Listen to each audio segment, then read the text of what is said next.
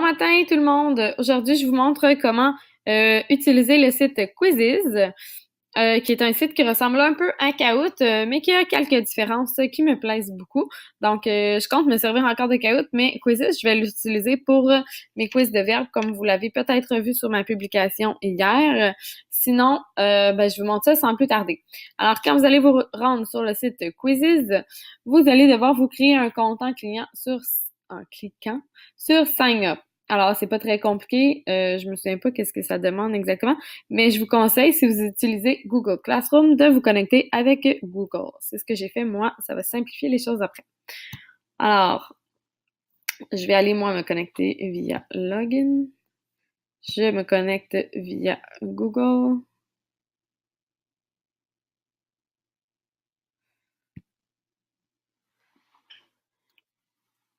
Alors, me voici sur mon Quizzes. Je l'ai mis en français. Ça, vous pourrez aller faire ça dans vos paramètres quand vous allez avoir créé votre compte. Donc, moi, je le vois en français. Alors, pour créer un nouveau quiz, vous allez dans Create a New Quiz, qui se trouve ici en haut dans la barre mauve ou juste en dessous de le nom de votre profil. Alors, on clique ici. Et vous allez voir, c'est super intuitif, surtout si vous l'avez mis en français, ça vous dit vraiment quoi faire pas à pas. Alors, entrez le nom du quiz. Vous entrez le nom du quiz, supposons valeur de position. Vous pouvez ajouter une photo si vous voulez. On le met en français. Et là, une fois que vous êtes ici, dans le fond, vous faites créer une nouvelle question. Vous écrivez votre question. Quelle est la valeur du 1 dans 500 233. Alors, supposons que c'est ça ma question ici. Je pourrais souligner même, il y a des petits paramètres, je pourrais souligner la valeur, pas le souligner, mais le mettre en couleur. Comme ça, les élèves verraient la question comme il faut. Alors là, j'entre mes choix de réponse. Je pourrais choisir, tiens, ça va être celle-là la bonne réponse. Moi, je commence toujours par ma bonne réponse, ensuite je fais les autres.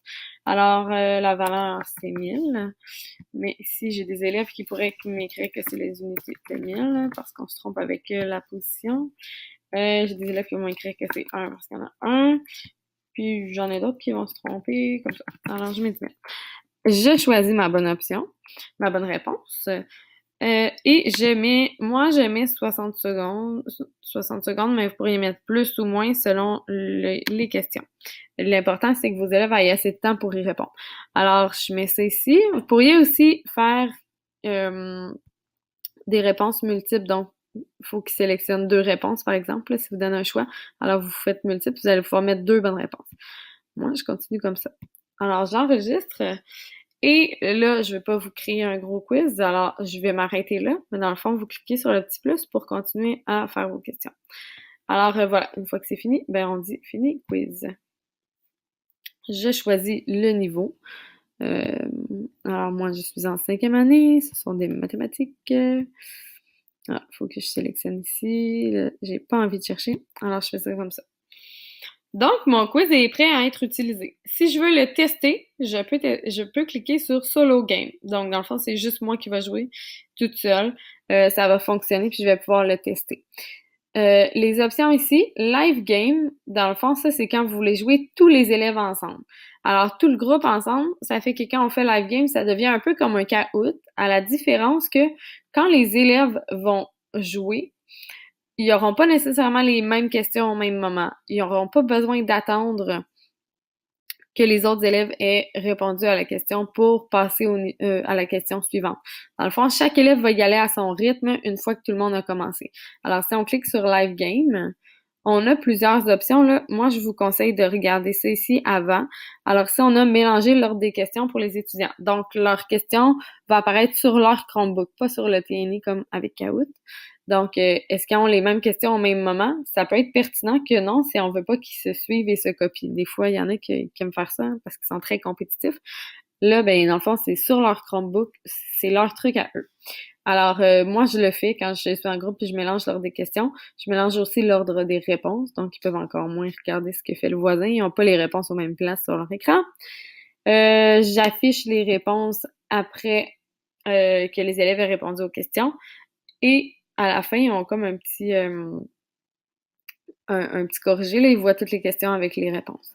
Donc, moi, je laisse tout ça ici comme ça, sauf quand c'est un devoir, mais je vous le dirai tantôt quand je vous montrerai comment faire un devoir. Et ici, j'ai le tableau des scores à l'écran. Donc, sur l'écran des élèves, est-ce qu'on veut qu'ils voient le tableau des scores? C'est à vous de voir. Est-ce qu'on veut qu'ils obtiennent plus de points lorsqu'ils répondent plus rapidement? C'est aussi à vous de voir. Moi, je le laisse, là. Les élèves aiment ça faire des points. Mais si je vois que les élèves sont trop en mode compétition, je veux faire des points, ben là, je l'enlève. Montrer les mimes aussi, je le laisse parce que je vais vous montrer ici, j'ai fait un meme set. Donc, c'est des mimes en français qui apparaissent quand les élèves font le travail. Je trouve ça bien drôle. Et inclure la musique, ben là, c'est à vous de voir si vous voulez la mettre ou non. Je la laisse pour les devoirs, je l'enlève pour l'école parce que à l'école, toutes les Chromebooks qui auraient de la musique, ce serait intense et c'est pas tous mes élèves qui ont des écouteurs. Alors, je l'enlève à l'école. Donc, dans le fond, une fois qu'on a fait ça, qu'on a choisi notre meme set, si on voulait en mettre un, on fait continuer. Et là, les élèves vont voir, dans le fond, sur leur Chromebook, ils vont aller sur le site join.quizzes.com et ils vont entrer le game code comme si c'était un caout. Quand tout le monde va être ici, dans le bas de l'écran, là, dans le fond, tout le monde va être inscrit, on fait start et à partir de là, tout le monde va aller à son rythme. Alors voilà pour quand on veut jouer en groupe. Ensuite, si on veut l'envoyer en devoir, ce que j'ai fait moi avec mes quiz de verbes. Alors, je clique sur Homework Game. Et là, je peux choisir jusqu'à quand les élèves ont pour compléter. Alors, on est le lundi, on va être le 17, mardi, mercredi, jeudi, vendredi, le 21. Alors, supposons qu'ils ont jusqu'à vendredi pour compléter le quiz vendredi à 3 heures. C'est pas tellement important en ce moment-là. Alors, ils ont jusqu'à vendredi pour le faire. Avant de faire continuer, je vous conseille d'aller en bas revoir vos paramètres. Alors moi, pour mes tests de verbes, quand j'envoie un devoir, je veux pas que l'ordre des questions soit mélangé parce qu'ils sont gradués. Donc, ils commencent tous avec la même question. De toute façon, ils sont tous chez eux, ils peuvent pas se regarder. Pour les réponses, ça me dérange pas. Alors, tout ça, je le laisse ouvert. J'enlève le score des élèves pour le quiz à la maison. Je trouve pas ça utile. Et je prends soin de sélectionner les mimes que moi j'ai créés pour voir pour, pour m'assurer qu'ils sont en français. On pourrait aussi juste l'enlever puis pas en mettre, mais mes élèves trouvent ça très drôle. Alors là, j'ai choisi ça. Alors là, tout est correct. Je fais continuer. Et là, ben si on n'a pas Google Classroom, on pourrait donner le code aux élèves pour qu'ils aillent se connecter à la maison.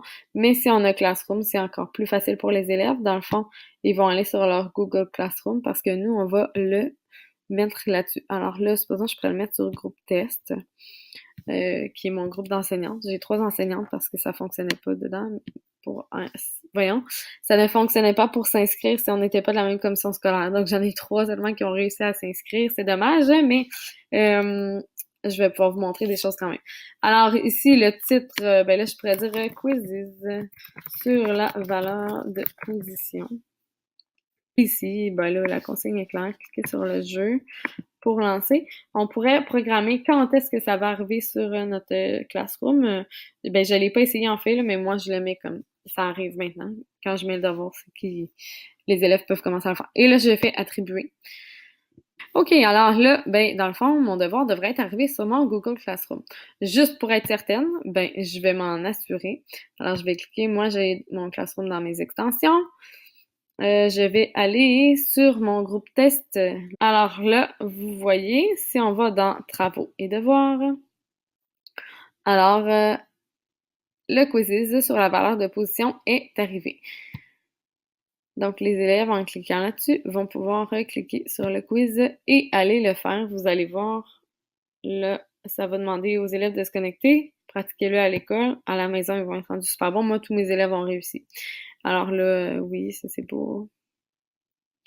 Ils vont avoir à écrire leur nom, tout ça. Une fois que c'est fait, quand c'est fait une fois, là, dans le fond, c'est fait pour toujours. Alors là, supposons qu'ils veulent faire le devoir, ben ils vont cliquer sur démarrer. Et le devoir va partir. Là, je le ferai pas tout de suite.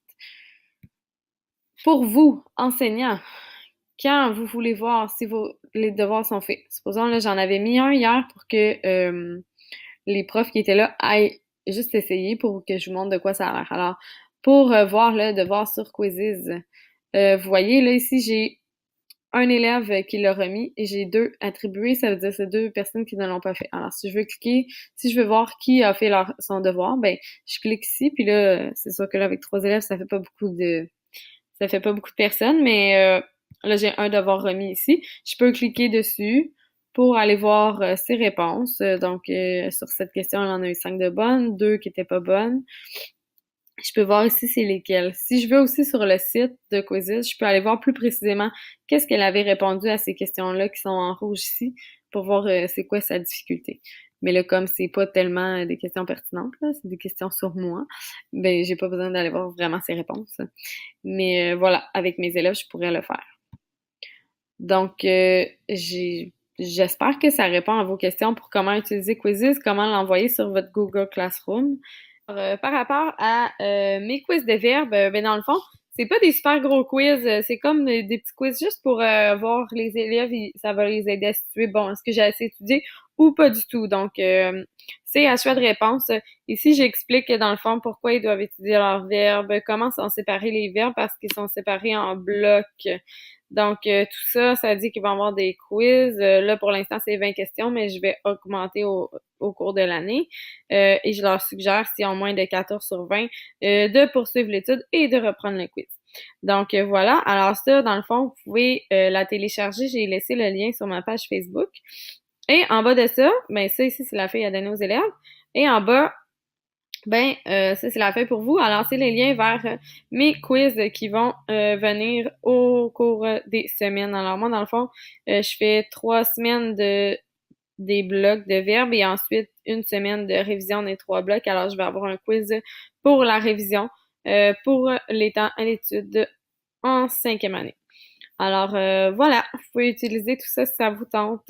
Si vous cliquez sur le lien, mais ça va vous apporter direct sur les quiz que vous pourrez mettre dans envoyer soit en devoir ou le faire en classe comme vous voulez. Alors ben j'espère que tout ça vous est utile et que vous allez les utiliser. Puis sinon, ben bonne création de vos propres quiz. J'espère que vos élèves vont apprécier autant que les miens. Alors voilà, je vous souhaite une excellente fin de journée. Bye bye!